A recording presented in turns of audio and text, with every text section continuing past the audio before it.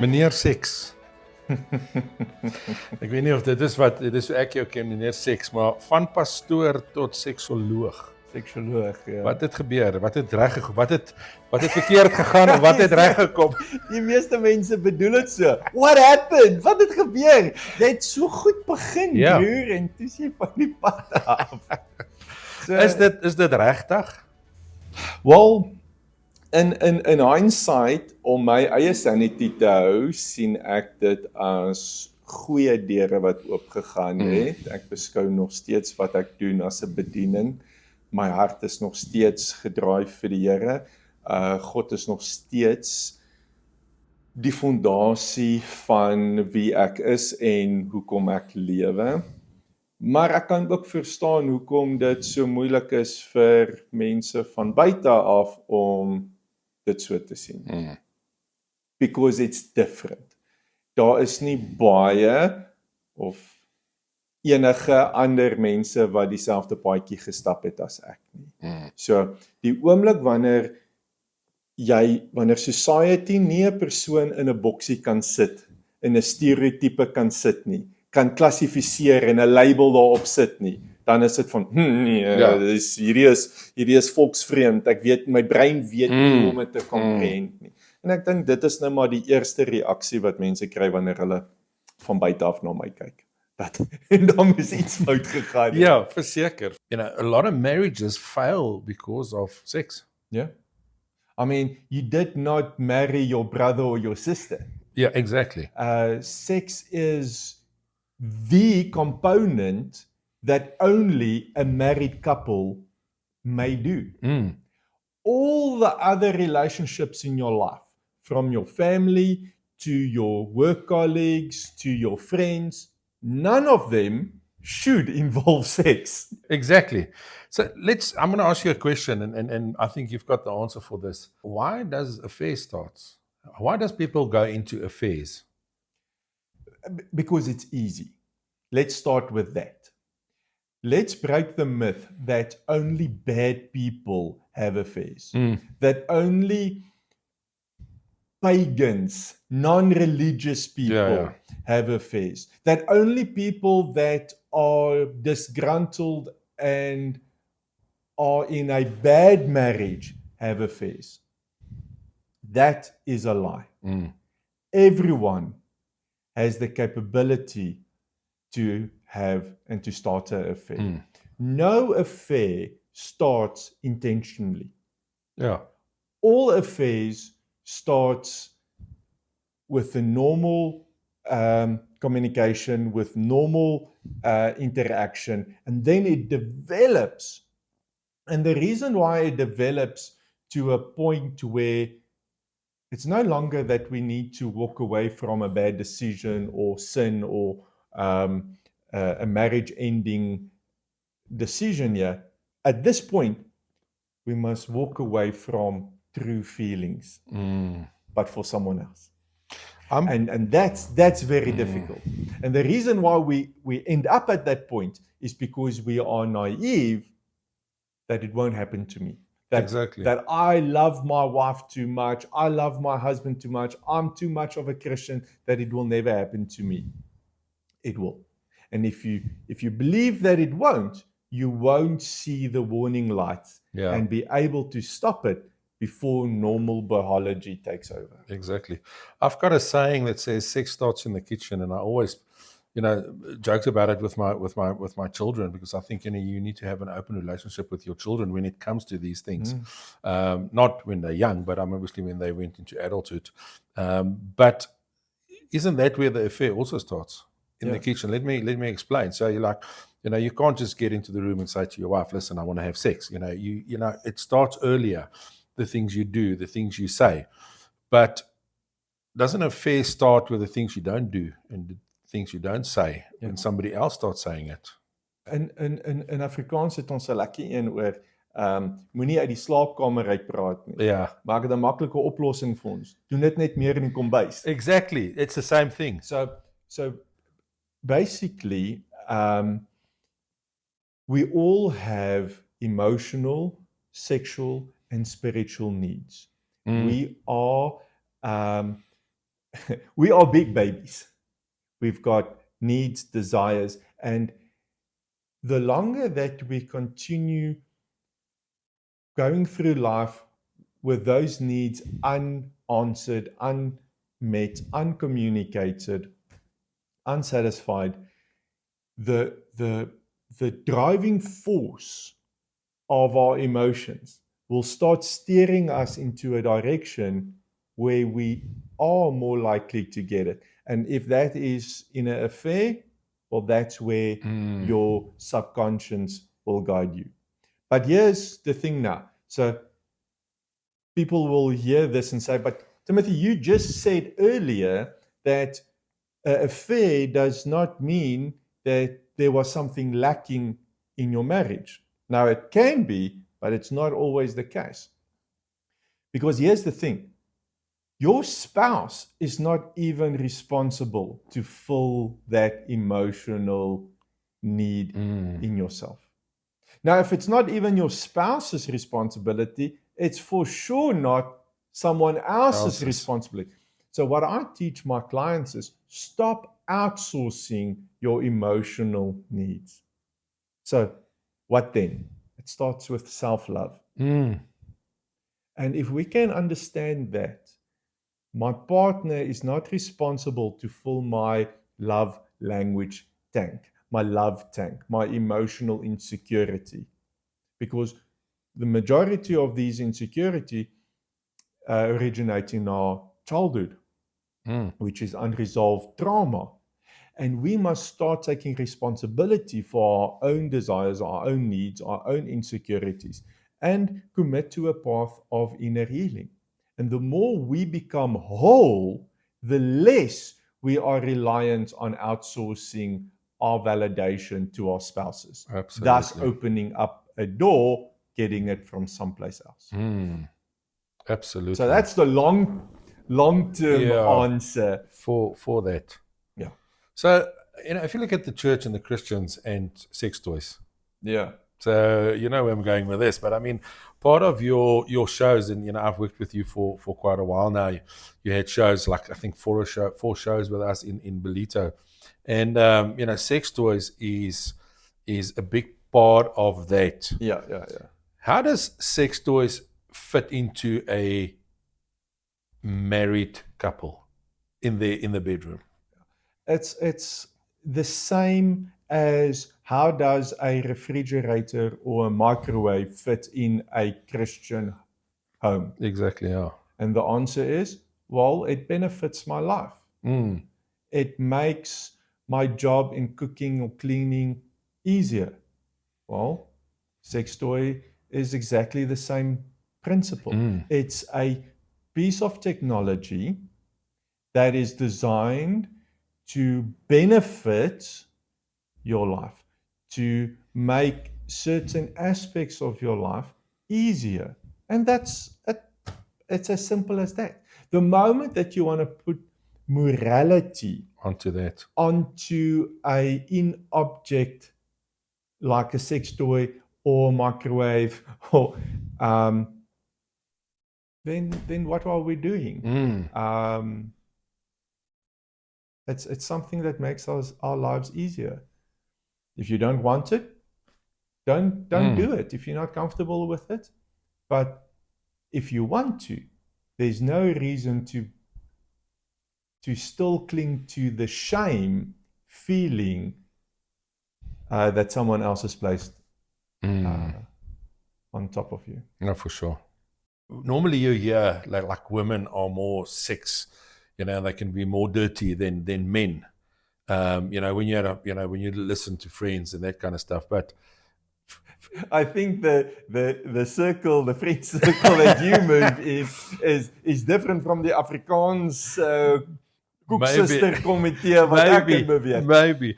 But for male or female, men or women, for which party is sex more important? Sex is important for a human being. And the moment that we start analyzing that men are more sexual and women are more emotional, or women need sex, the penetrative sex for intimacy, and for men, it's just getting rid of their seed. The moment that we start polarizing, sex for a man is like this and sex for a woman is like this, then you will always have sex issues in your marriage. The one will always try to manipulate and convince the other one to come over to their side. The more you study sexology, the more you realize that on a deep human level, on a psychological level, on a sexuological level, the needs and the ability for arousal is the same. The needs and ability of orgasms are the same. Part of my master's degree, my thesis that I did was describe your best sexual experience that you've ever had. And we compared what women said and what men said.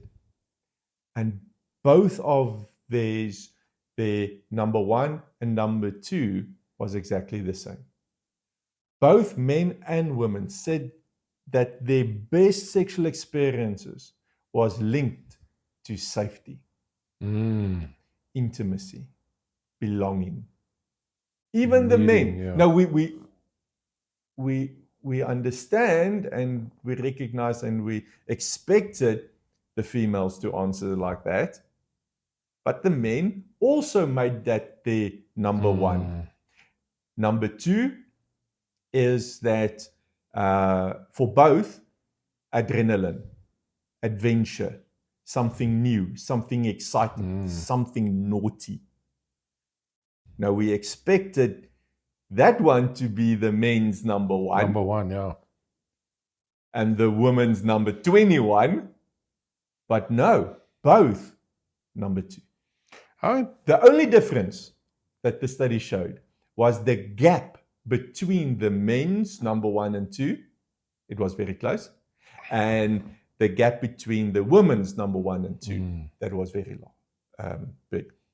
So in other words, what we can deduce from that is that men's sexuality from a sociological point of view are more developed than what women's sexuality is developed. To link to your first statement that women can go wild and become sexual virile animals when they're drunk. Okay. Where men don't need alcohol to see themselves sexual. I'm with you. Because they grew up in a society where it's permitted to have your penis as part of your identity. Absolutely. Where women did not grow up with the same privilege. Her sexuality is hidden. Her sexuality must be for her man alone. But the moment that she introduces alcohol, all of a sudden her animalistic self comes out. And then that shows the gap between what she wants to be safe. Let's put that lovemaking, and the second one, the virile sex animal. It's number two, but it's the gap between those two. So when I work with women, it's developing their sexual identity, allowing themselves to express themselves sexually, first to themselves, then to their partners, and then to the world. Timothy, how do we get rid of the shame of sex that's we've been growing up? I remember, I mean, you can't talk about sex. The church doesn't talk about sex. So you have men and women that is ashamed of their penis and vulva, vagina. And you get into a marriage where they still struggle to get naked in front of each other. How do we get rid of the shame? That is my true desire and calling in life. That's why I wake up every morning. So let's just understand. Shame is not a emotion. Shame is a belief system. Let's start with understanding that shame is not a primary emotion. It's linked to our belief system. There's nothing that I can do to you that will automatically respond in shame. Fear, jealousy, hatred, envy, all the range of emotions, from healthy, positive emotions to damaging negative emotions. All emotions are normal, thus godly. Okay. Shame is something that has been placed upon you. You are taught to feel shame. It was never an automatic reaction of a human to feel shame. Okay. So if we can understand that shame is alien to our biology, to our psychology, we must treat it as such.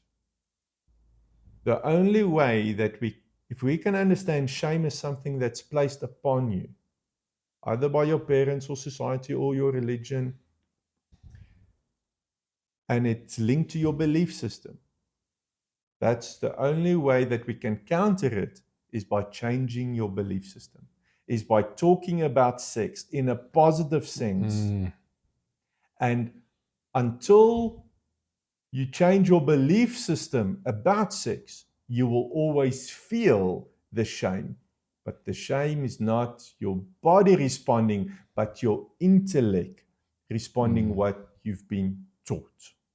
And the moment that we see shame as an alien intruder, it's a foreign belief system, then we can start changing it.